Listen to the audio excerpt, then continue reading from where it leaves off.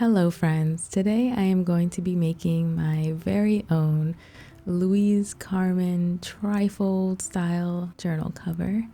The reason why I wanted to make my own is because I wanted something super unique, and I was able to find a piece of leather that resonated with me and was also almost cut to the exact size I needed to make an A5 slim journal.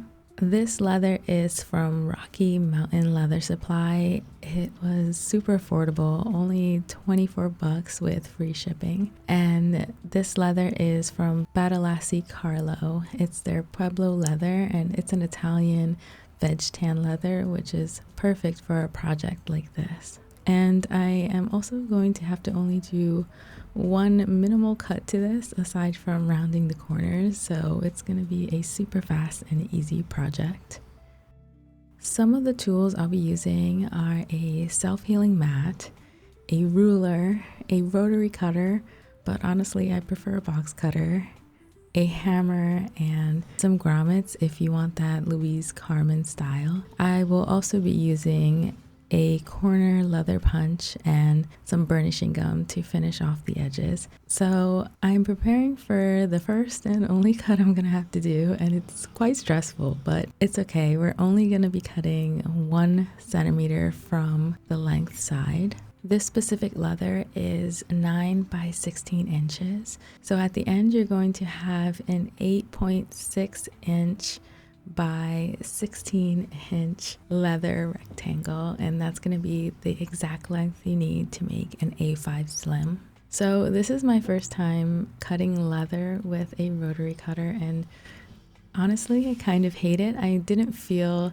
totally in control. I have cut leather many times with an X-Acto knife or a box cutter, and I actually think that method is a lot easier, but everything turned out fine and the edges are nice and crispy, which is exactly what we want. Now I'm going to be using this corner leather punch. I guess it's the size number 2, and my son's little Lowe's hammer that I just put a piece of scrap leather just to make the sound a bit softer. You can totally do this by hand using something circular to trace the blade along, and you'll have the same exact look. I've done it many times without this tool, but I did have this on hand. You want to be careful punching the leather with this tool because you want to make sure that you don't go in too far and end up cutting the sides of the leather and then having to retrim the small millimeter or so that you have cut into. This corner, I did that mistake, and now I have to sort of round it out. I'm going to just be using a regular nail file to smooth out any edges and make sure that it's perfectly flush. For my leather piece, I do want to burnish the edges. I have this Tokonol burnishing gum that I've had for ages. You only need a very small amount, so a tub will last you forever. Even though I do like the look of an unfinished edge, I feel like for this leather specifically, it looks so much better when it has that nice glossy, almost painted look finish, and it really elevates the entire journal. So I'm not an expert on burnishing, but you don't need a lot of product. I'm kind of using a lot so you can hopefully see it better on camera. You want to just take the smallest amount and rub it along the edge and use your wood burnishing tool on the correct notch that fits the leather and just go back and forth over and over until you have a nice polished edge. This does take a little bit of time, but it is quite meditative, and I feel like at the end it is so worth it. Here you can see the difference between the raw edge and the finished edge. And yeah, I feel like it just looks more finished, like if someone who's a master leather worker actually made this journal instead of me just DIYing one. Okay, so now it's time to put the grommets into this leather piece.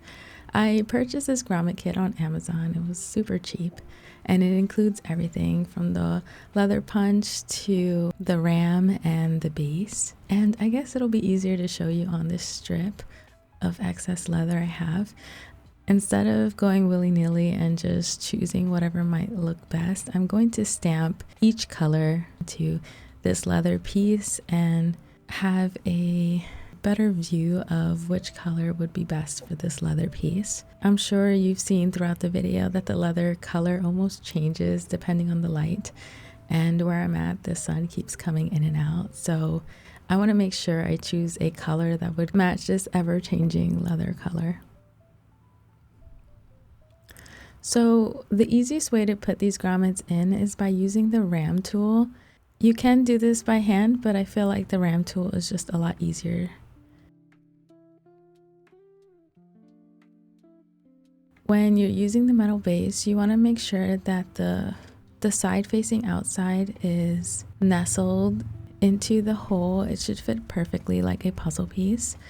Again, I like to take that ram piece and just make sure I have everything aligned properly.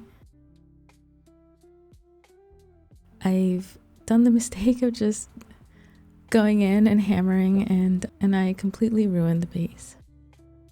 So you want to do some nice hefty taps. I tend to be quite gentle with the hammering, but you really want to get in there and hammer pretty well.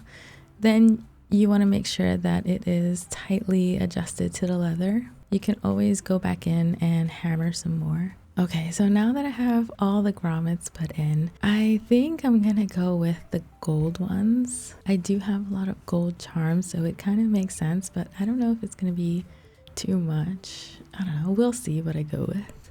Okay, so the moment of truth is seeing if this leather piece will actually wrap around all my inserts, and it is perfect. There is more than enough overlap on each side, but I am going to put a fountain pen in just to make sure, because I do like to carry my fountain pens with me. And yeah, it's absolutely perfect. So yeah, if you want a minimal effort journal cover, I highly recommend ordering from Rocky Mountain Leather Supply. It really is pretty much the exact dimensions you need, give or take cutting about 1 centimeter off the top if you want. So I am going to be testing my perfectionism here and try putting these grommets in without doing too much measuring. I know others use a template, but I'm just gonna go for it. I feel like this part you can truly overthink and spend hours trying to measure this correctly. I'm going to be putting 3 inserts in here, so I just need 3 holes about 1/2 centimeter apart horizontally and about 1 centimeter vertically. For the closure elastic, I am going to put 2 more grommets in the back. Some people like to put it on the spine, but I'm so used to having it on the back that I don't even mind at this point. Again, you don't really need the grommets. You could just make some holes with an X-Acto knife, Traveler's Company style, and just do it that way.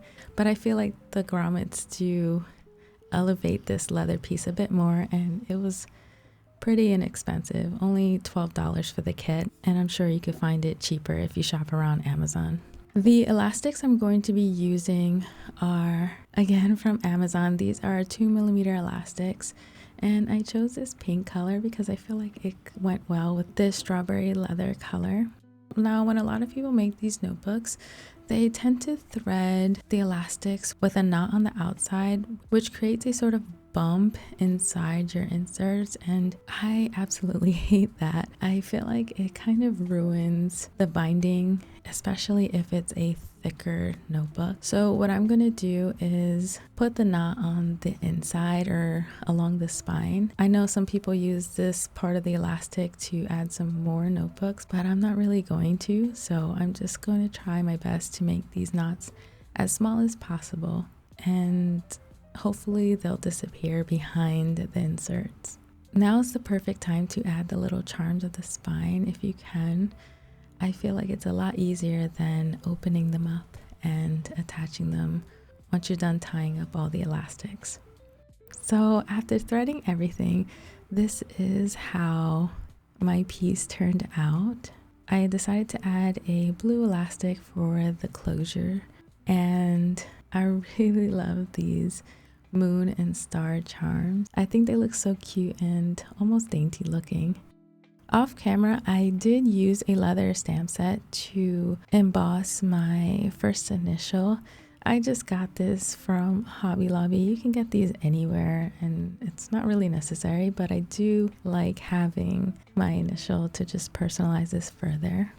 I also decided to add a piece of lace on just one side using this bookbinding glue that I have used many times for my Bible rebinds. It works really well to glue leather pieces together, and I love that it stays flexible and doesn't have that crackly feeling when you use other glues. And here you can see that the elastics I'll be threading, the inserts are smooth, and hopefully it won't damage any of my notebooks.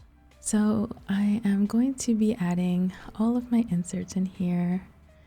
I'm not going to go in depth on what I'm going to use each insert because I would like to make a separate video of what I'm going to be using for 2026, so stay tuned for that one. For these thicker notebooks, I do like to use a clear cover just to keep the binding intact. I feel like this works pretty well, and it also protects the notebook from having any staining that might happen with the leather. So far, I haven't had a problem with that, but you never know.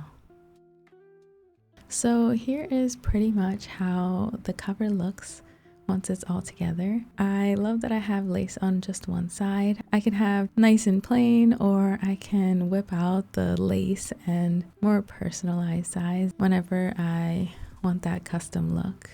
I really love how this project turned out. It was super affordable and it took less than an hour to make, and now I have a fully custom journal that feels extra special because I made it myself.